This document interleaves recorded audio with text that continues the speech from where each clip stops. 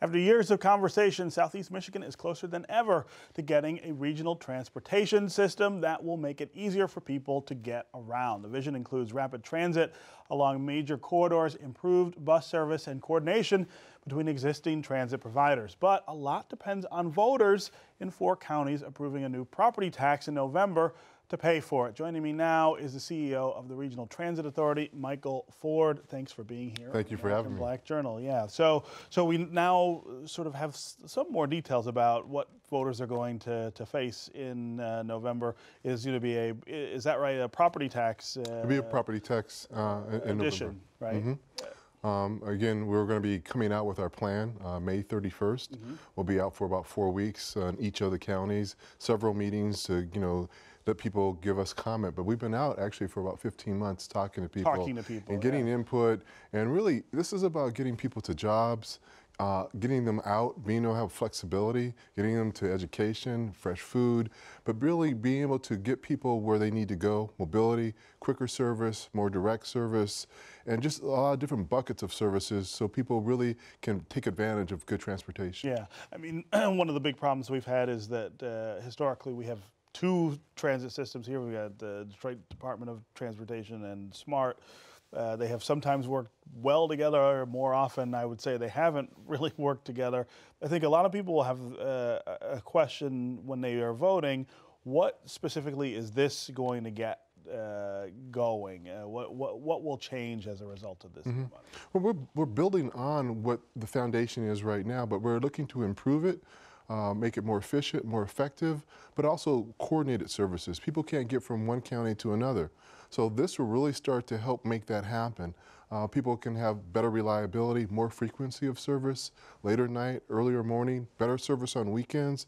So it really starts to look at the whole county and getting people, maybe even really imagining differently about how you can actually move around in these 4 counties. Yeah, bus rapid transit is something I mentioned. Is that one of the things that will come out of this? That's one of those buckets. That's really a good type of service, moving you through on Gratiot, Woodward, and Michigan.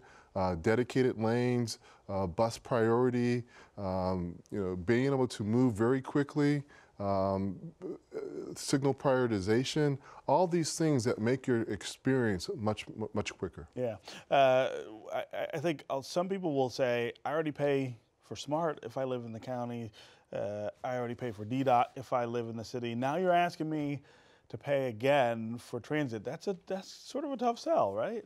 Well, I think it can be, but I think if you can show what's in it for them and how this is going to improve, transportation is a good bet. I mean, for every dollar put into transportation, it yields about $4 in investment. So it brings more density, more employers, more opportunity, property values go up. So transit has a very positive effect over the communities in which it serves. And you look at any metropolitan city, you see they thrive because they have good public transit. Because they have transit, yeah. You guys have already started work as an organization, and you already have a couple of wins, I would say, on the board. Talk about some of the things you feel like have already been addressed or are starting to be addressed as a result of. Well, you mentioned the SMART DDOT. We're working right now on some coordinated services on Gratiot and Woodward that will be accelerated services on those corridors. But again, that's a collaborative effort, people coming together, seeing the value of working together. And we're looking to have that service starting in the fall, but more express service on those 2 corridors, basically starting at 5 in the morning till 12 at night. And then weekend service would none exist. There's only about 6 hours of express service between the suburbs and the cities right now. This will really start to help with that issue. Yeah.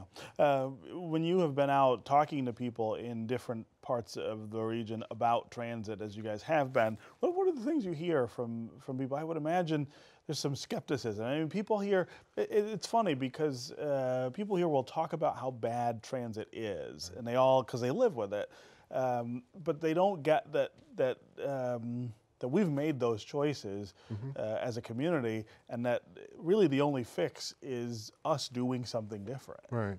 I mean, people go to other places, they see other things, they wonder, they come back and they wonder why. And you know, there's not an investment. It's about $67 per capita compared to a Cleveland at $137 or a Chicago at $272. What I'm hearing though is people are excited about the opportunity. I think they see the benefits, they see what it could happen.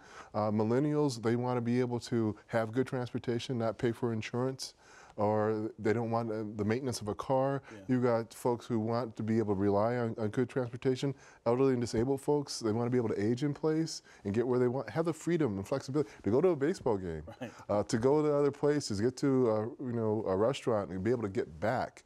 These are the things that I'm hearing. Getting to an educational institution so I can advance myself. These are the kind of things I'm hearing. Yeah. How does RTA dovetail with the new light rail that is going in, and I guess is going to open in 17? I think is the plan.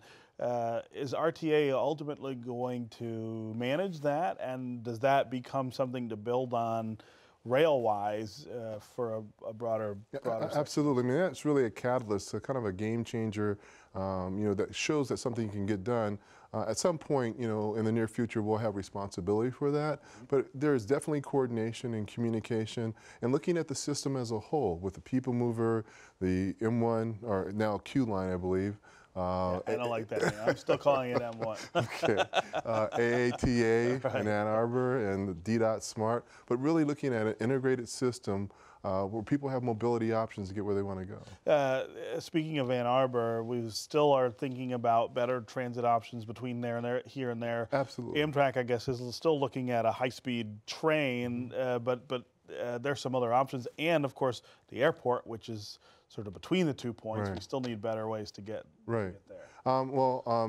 Commuter rail is a big issue, and we're looking as part of our plan, our bucket of service between Ann Arbor and Detroit. That's part of our plan, as we'll be releasing in May 31st, and some form of bus rapid transit. So a couple different ways to try to address that. Airport service is very familiar to me because when I was there, we got that started. Right. But we're looking to duplicate that out of the other 3 counties as well. Yeah. And that's an important gateway when people come to an airport to be able to get to and from where they want to go with good public transit. Yeah. So the rollout of this millage plan starts when? Well, we're going to be out again, rolling this out May 31st. We'll be out for 4 weeks, and we'll have a ton of meetings in each of the 4 counties, get input. Our board will be taking action on the plan, the financing, and the ballot language in July. And then we'll be out further educating folks and getting more and more support, because this is a critical issue. And I think there's an opportunity really to do something transformative for this area. It'd be the first time in more than 40 years we really had a big win, I think, on the idea of regional transit. That would be huge. What's the thinking behind November vote versus August vote? Well, legislative-wise, we have to do it in November. You have to do it in November. So we don't really have it. And it's got to be even year. And do you worry about, I mean, the turnout issue obviously is different in August than it is in November. I think there's a lot of things going on, but I think we're going to be out communicating, educating. I mean, there's a lot of folks that are involved and feel this is important, from the business communities to other agencies supporting this, just to people on the street, advocacy groups, and just getting out and getting that message and be able to be very clear about what's in it for them and why this is going to be important. Do you expect that the leaders of the 3 governmental entities that are involved, Detroit, Macomb County, Oakland County, they'll be behind it? They've been part of this process, and I think we're going to have some good support there. Okay. All right. Michael Ford, CEO of the Regional Transit Authority, thank you very much. Thank you. For being here, and good luck. Thank you very much.